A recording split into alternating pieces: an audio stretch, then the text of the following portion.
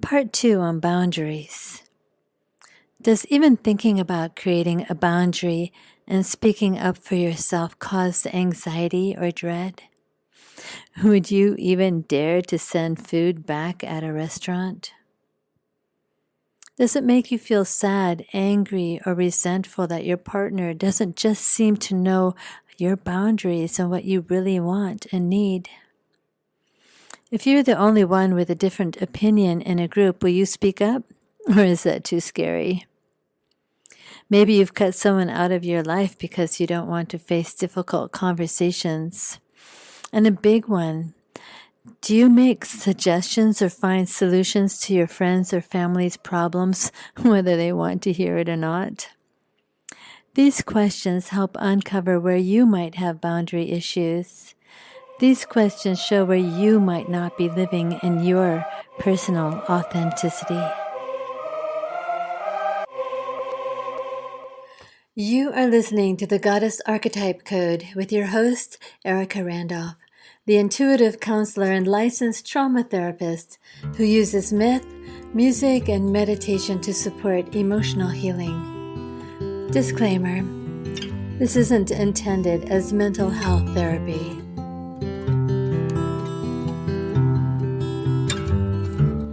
Looking for the light, it's a daily fight and things go bump in the night.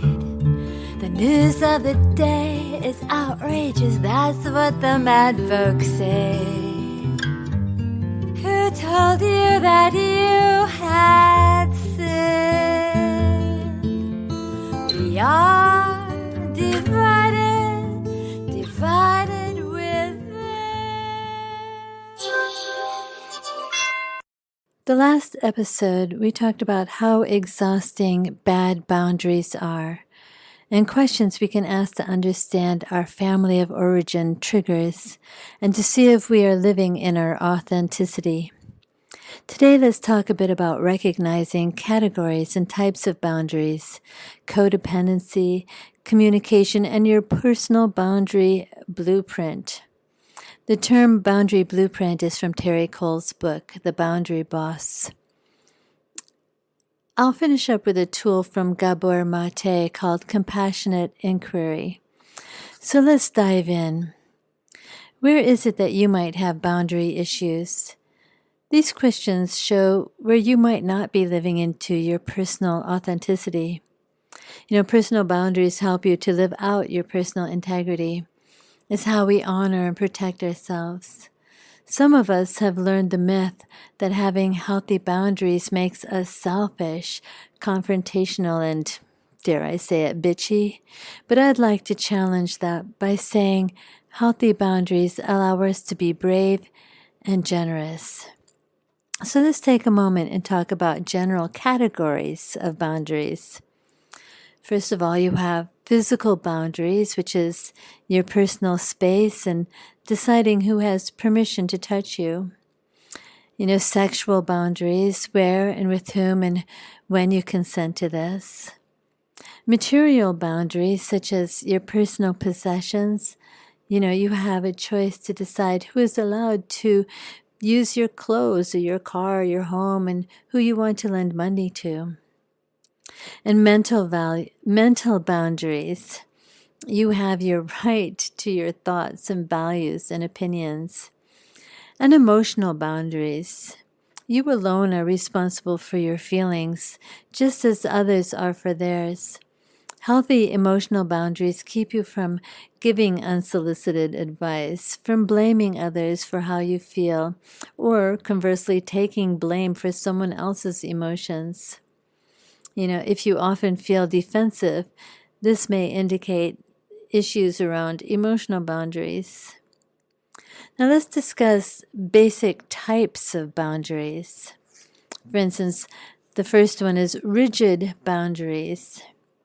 Rigid boundaries include never asking for help, avoiding close relationships, and tending to isolate yourself. Porous boundaries, on the other hand, include oversharing personal information, saying yes when you want to say no, and taking on other people's problems. and also, sadly, putting up with disrespectful and or abusive behaviors. And the last and in between one is healthy boundaries. In this, when you have healthy boundaries, people may describe you as dependable, trustworthy, or confident. Others will feel safe and at ease with you, and is a result of cultivating discernment and taking responsibility for your own happiness. To sum these up, the various categories of boundaries include physical, sexual, material, mental, and emotional. And within these categories, your boundaries may be rigid, porous, or healthy. Let's talk for a minute about historical, cultural, and family of origin influences on our boundaries. We begin our lives growing up in our families, and we touched on recognizing familiar patterns, such as what emotions we were allowed or the ones that were shut down. And this starts our journey into adulthood with a set of unspoken expectations. And in our desire to be accepted, loved, and part of our tribe, we tend to continue the unspoken rules of the family. This can lead to misunderstandings, to not speaking our truth, to not being authentic with ourselves, and often the results could be failed marriages and relationships, risky behaviors, and often a sense of not being, quote unquote, good enough, just as we are. Personal boundaries are informed by childhood experiences, cultural norms, gender roles, and an array of other factors. I want to touch briefly on the historical context of women's role in society. You know, as I, that women did not get the right to vote until 1920 in the U.S., and of course, women of color did not get that right throughout the United States until the 1960s.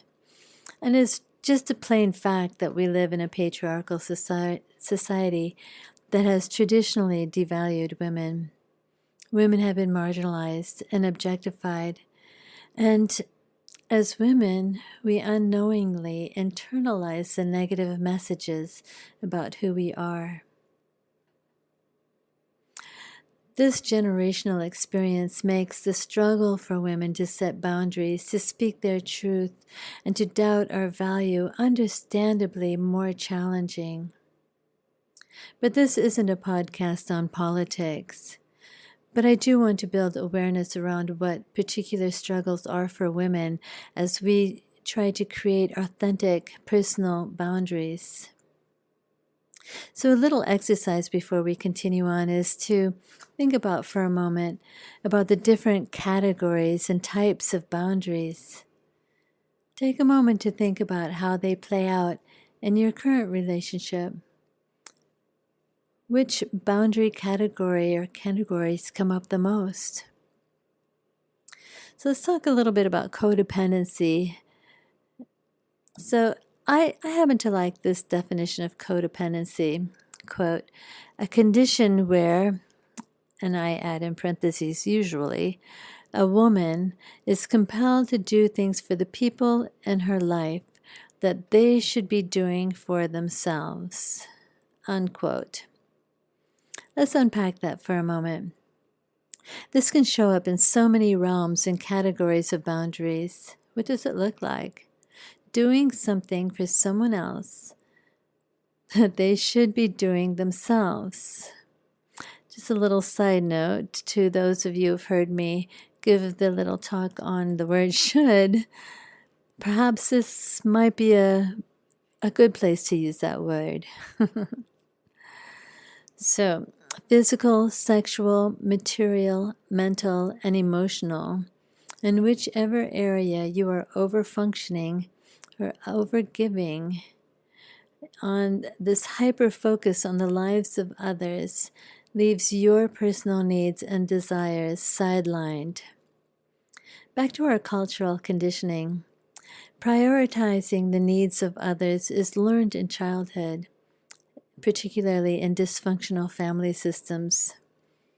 These patterns, the compulsive impulses to help, fix, and save others, like when you anticipate and prioritize the needs of others ahead of your own. You see, by being indispensable, you are unconsciously attempting to ensure you won't be rejected and to feel worthy, gain approval, and an attempt actually to control outcomes. These patterns from our childhood are ingrained and are super hard to break, but you can do it. Yes, I know you can do it. Now let's take a moment to talk about perfectionism, another facet of being everything to everyone. I think you probably know whether you are perfectionistic or not. Are you super critical of yourself, continually working long hours? Maybe you have a fear of failure and are plagued with guilt and shame. Some characteristics of perfectionism may be surprising, such as not wanting to start something because you know you'll be compelled to do way more than is expected, with an all or nothing attitude. Another one, which is kind of surprising, is feeling sensitive to any perceived criticism from others. Criticism feels like an attack, and of course, let's not forget analysis paralysis. Why is perfectionism in this discussion? Perfectionism is connected with codependency because both are rooted in childhood experiences of chaotic, unpredictable, and authoritarian environments. It creates a belief that if you are perfect enough, you can avoid criticism and rejection. This leads to boundary conflicts, disappointments, and frustration. These are some of the uncomfortable awarenesses to uncover. Don't worry though, there's no shame or blame here. You may see yourself in some of these descriptions, but that is not the totality of who you are. Remember your true inner self, to hold yourself in love, to breathe into the observer part that is taking an honest inventory of your impulses and fears. Speaking of fears, so many times we believe we are acting out in love, when in fact we are reacting from a fear-based perspective. Being in relationship is so important to the human experience that any chance we might be banished from the kingdom is cause for existential terror. And this brings up the discussion of our ingrained responses that are characterized by fight, flight, and freeze. So ways to describe fight, flight, or freeze can be stonewalling, outbursts, ignoring, attacking, or running away from fearful situations. So all of this discussion is to bring out self-understanding. Understanding how you react is crucial to learning how to align with your best self and exercise self-agency. Effective communication. We will come back to communication, but this is a good place to remind ourselves that the way we create boundaries is indeed through communication. When we are operating out of fear or out of perfectionism or codependence, then our communication is actually compromised. You see, ineffective communication is indirect. Remember the example from last time about teenagers and how they tend to use indirect communication by slamming doors or rolling eyes. Indirect communication from a flight or freeze stance can be passive, timid, cryptic, or reserved. Or if you are in fight mode, it can be angry, antagonistic, bullying, or aggressive. In either case, it's not clear and the other person is left trying to decode what your intent truly is. Effective communication is to the point, clear, leaving no doubt about what you truly mean. Let's talk about your boundary blueprint. I truly appreciate how Terri Cole, in her book, Boundary Boss, talks about the boundary blueprint. She says, your boundary blueprint reflects your early childhood experiences, as well as any inherited family and cultural beliefs that have been passed down through the generations and unconsciously drive your boundary behavior today. Unpacking the inherited beliefs that took root in childhood is critical living with full agency. Phew. So we learned as children what was okay as we observed our parents and family. This is the basis of our boundary blueprint. Our parents did the best they could with their inherited blueprints, but check it out. This is the legacy of our experiences, and we can choose to make a change. It means digging through unconscious reactive behaviors, examining our fight, flight, and freeze reactions, seeing where we've picked up faulty information and made it our own. It's also helpful to see where we make excuses, both for ourselves and for others. We rationalize behaviors to avoid establishing boundaries. So examining where we have resistance, digging into our current situation to see how we react, and noticing that we have habitual behaviors is all part of the intellectual understanding of what we're doing. So how do we move into an emotional connection with all these parts? Often, like we've spoken about before when we were talking about Inanna and meeting our shadow parts, we don't really like these parts because they're a bit embarrassing. We don't usually want to admit that we are engaging in perhaps enabling type behaviors or that we had a dramatic outburst. See, these are our triggers. So this is where radical self-love comes in. You have a right to feel what you feel. And learning how to love each of your parts, or we can call them our triggers, and to have compassionate acceptance is where we'll go more deeply. Also, you can listen to episode 12, Steps to Healing from Janina Fisher, for deeper steps. But today I'd like to give you a tool I learned from Gabor Mate. It's a method he calls compassionate inquiry. So let's see how I can paraphrase it for you. So here's how it goes. Start by thinking of something that happened with another person recently that was unpleasant. Take a moment and notice what happened. How did you respond? Did you feel angry, disrespected, hurt, or sad? In other words, what was your emotional response to the triggering behavior? Now take a moment to come up with another explanation for the person's behavior that doesn't have anything to do with you. Perhaps they got sick, maybe they had a car wreck, maybe they couldn't show up for some reason or another.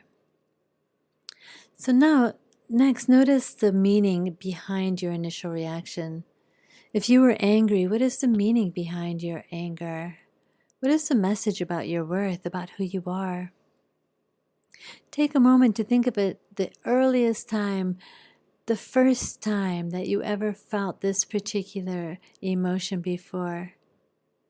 What was the message you got then? Was it that you weren't worthy or worthy of respect or love or valued? This is part of digging and to find the legacy of childhood trauma. Now take that feeling of sadness or anger and thank it for the message it gave you.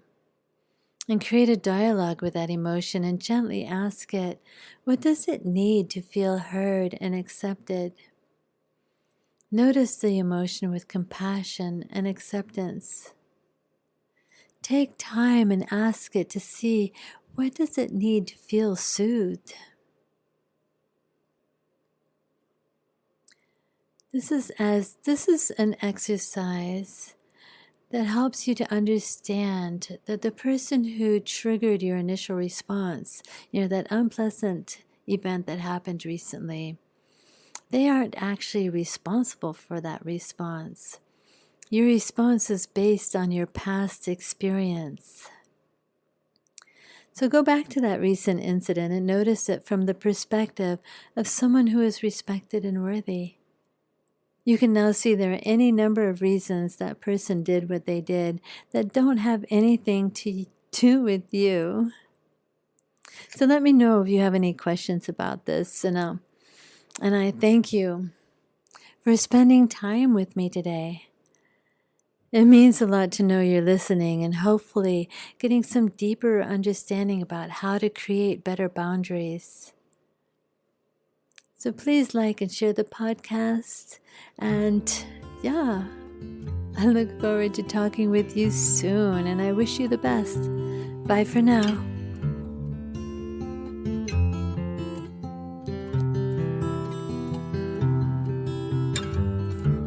Looking for the light, it's a daily fight, and things go bump in the night. The news of the day is outrageous, that's what the mad folks say.